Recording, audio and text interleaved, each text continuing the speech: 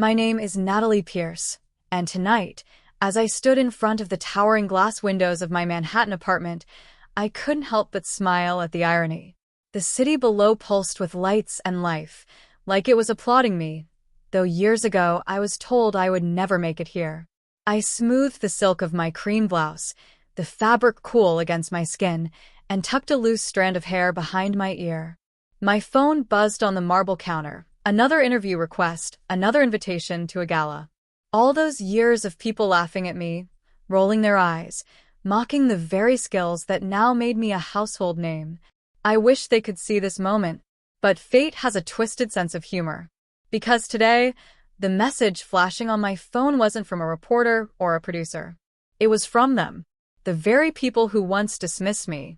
The ones who told me I was wasting my time, that I was nothing more than a dreamer with no future.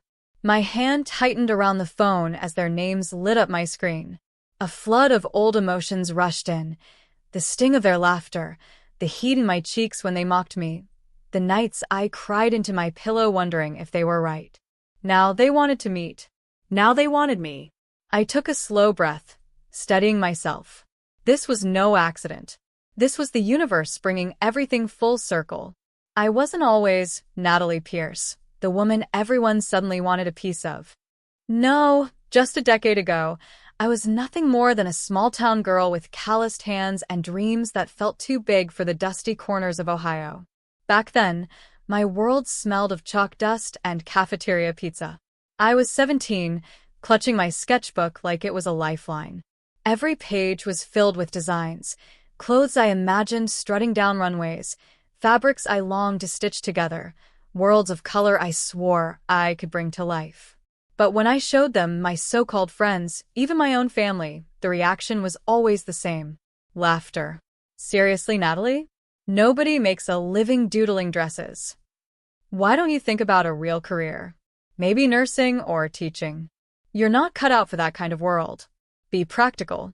The words hit harder than they knew. I remember standing in our cramped kitchen, the yellow light flickering above, while my cousin Tyler flipped through my sketches like they were a joke. He chuckled, tossing the book onto the table as if my work had no weight. My cheeks burned hot, and my hands shook as I picked it back up. I wanted to scream. I wanted to beg them to see what I saw, the lines, the movement, the possibility. Instead, my throat closed. All I could manage was a broken, "You'll see one day." It only made them laugh louder. But not everyone dismissed me. My grandmother, Eleanor, watched quietly from her armchair that night. She called me over after the others left, her frail hand reaching for mine. She pressed a small silver thimble into my palm, worn smooth from decades of use. "This was mine," she whispered, her voice shaky but steady enough to hold conviction. "When the world tells you you're not enough, prove them wrong with your stitches. Don't stop, Natalie. You have a gift." The metal felt cool, almost alive in my hand. I remember clutching it so tightly my nails left little crescents in my skin. That night, something inside me shifted. The laughter still echoed, but so did her words. I packed that thimble, my sketchbook, and a single suitcase. By sunrise, I was gone. New York City didn't welcome me with open arms. It swallowed me whole. The first apartment I rented was barely more than a closet, cracked tiles in the bathroom, a window that didn't shut all the way, and a heater that hissed louder than the subway below. Still, it was mine. I'd sit on the floor cross-legged, sketchbook spread across my lap, the silver thimble resting nearby like a quiet reminder. Prove them wrong. During the day, I worked at a diner, balancing trays of greasy burgers and bottomless coffee for customers who rarely made eye contact. At night, I stitched. Old thrift store fabrics, discarded scraps I picked up from textile shops, anything I could afford. My fingers bled sometimes from the needlework, but I kept going. The doubts came in waves. Maybe they were right, I'd whisper to myself while staring at failed prototypes hanging limply on a rack. But then I'd remember Grandma Eleanor's voice, steady and unshakable. "You have a gift." That memory became my anchor. My first break wasn't glamorous. A small boutique owner named Margaret Lane spotted me sketching during my lunch break at the diner. She leaned over, studied my designs, and asked, "These yours?" I nodded, heart pounding. "Come see me tomorrow," she said simply, scribbling her address on a napkin. Margaret became my unexpected mentor. She was sharp, blunt, and carried herself like a woman who'd clawed her way through every barrier life threw at her. She didn't sugarcoat my mistakes. "This seam is sloppy. The proportions are off. You want respect? Earn it with precision." It stung, but unlike the mocking back home, Margaret's criticism pushed me higher. I listened, I practiced, I improved. And one day, she pulled one of my designs from the rack, ran her fingers along the hem, and said with a rare smile, "Now that's worth showing." That single piece, a sleek black cocktail dress with intricate hand-stitched detail, sold within a week. I still remember watching the boutique's glass door swing open, the sound of the register, the thrill of someone believing my work was worth their money. From there, little sparks of success started lighting up my world. One client turned into 3. Then a fashion blogger posted about my designs. Orders trickled in online. Every sale felt like a tiny victory parade just for me. But I kept it quiet. My social media posts were vague: a picture of coffee, a skyline, a blurry snapshot of fabric. I never bragged. I never tagged my family. Part of me wanted to keep them out of my world until it was undeniable, until I could stand in front of them without fear of being laughed at again. Years passed and the wins grew bigger. A feature in a local magazine. A collection in a small runway show. Investors circling. And then, the moment I'd once only fantasized about. My designs walking down a major runway in New York Fashion Week. Backstage, as the models lined up, my heart raced so wildly, I thought I might collapse. But when the first model stepped out, draped in my creation, the crowd erupted. Cameras flashed. My name lit up on the screen. Natalie Pierce. The same name they once mocked. And I kept my secret. For now.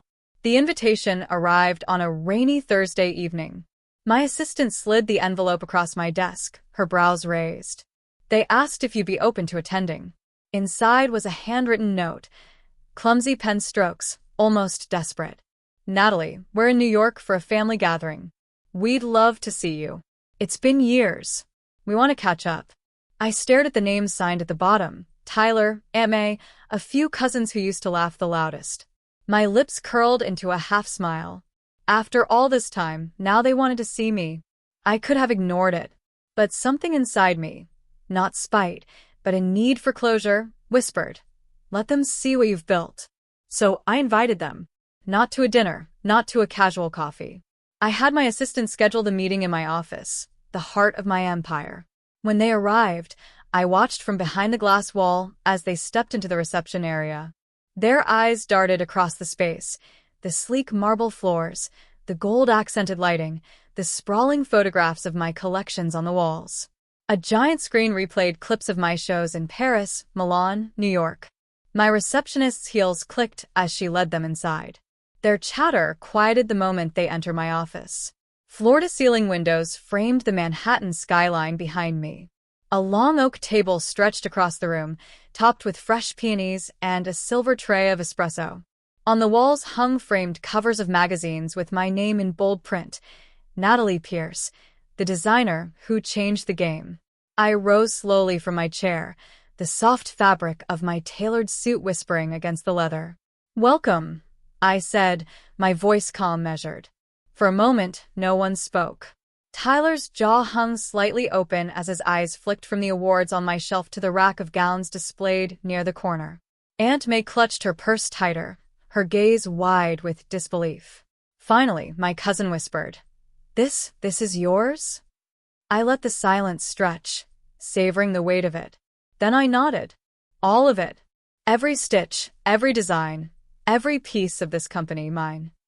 Their expressions were priceless. A cocktail of shame, awe, and confusion. I watched Tyler swallow hard, his usual smugness gone. I had no idea you were doing this well," he muttered. I tilted my head, a hint of irony lacing my tone. "Of course you didn't. You never asked." A heavy pause followed. The air seemed to thicken with all the unspoken memories between us, their laughter echoing in my ears, my grandmother's thimble clutched in my hand, the tears I'd shed when they told me to give up. Now here we were, roles reversed. Aunt May cleared her throat, her voice shaky. "Natalie, we're proud of you. Truly. We didn't realize how talented you were back then." I leaned forward, resting my hands lightly on the table. No. "You didn't realize because you never bothered to look. You mocked what you didn't understand. And the skill you dismissed? It built all of this." I gestured around the room, the art, the fabrics, the skyline glittering behind me. They sat there in stunned silence. And for the first time in years, I wasn't the trembling girl begging to be believed. I was the woman holding all the power. The silence lingered, heavy and uncomfortable. I could see it in their eyes. The dawning realization that the girl they once mocked now sat across from them as a woman in command. Tyler finally spoke, his voice low. "Natalie, I know we didn't treat you right, but maybe we could, I don't know, work together somehow?" There it was. Not an apology, a request. My lips curved in a faint smile, but my chest tightened with something sharper. They didn't want to heal. They wanted a share of what I'd built. I walked slowly toward the display rack in the corner, running my hand along the silk fabric of one of my gowns. "You want to be part of this?" I said softly, turning back to face them. "Then here are my terms." Their heads lifted, attention locked on me. "Aunt May," I began, my voice firm but even. "You spent years telling me to be practical, to shrink my dreams. If you want to be in my life now, I need you to start supporting the dreamers around you instead of crushing them. Whether it's your students, your neighbors, or your own kids, stop mocking what you don't understand." Her eyes watered, and she nodded quickly. I turned to my cousin, the one who used to snatch my sketchbook and pass it around like a joke. "Respect creativity, even when it doesn't make sense to you. If you can't see value in what someone else is building, then you don't get to sit at my table." His face flushed red, and he dropped his gaze to the floor. Finally, I met Tyler's eyes. "And you?" "You wanted to work with me? Fine. But here's the condition. Prove you can build something of your own first. No shortcuts. No writing on my name. Show me you've got grit. Until then, this door stays closed." The words hung in the air, steady and final. I wasn't cruel, but I wasn't bending either. My compassion came with boundaries now, lines I wouldn't let anyone cross again.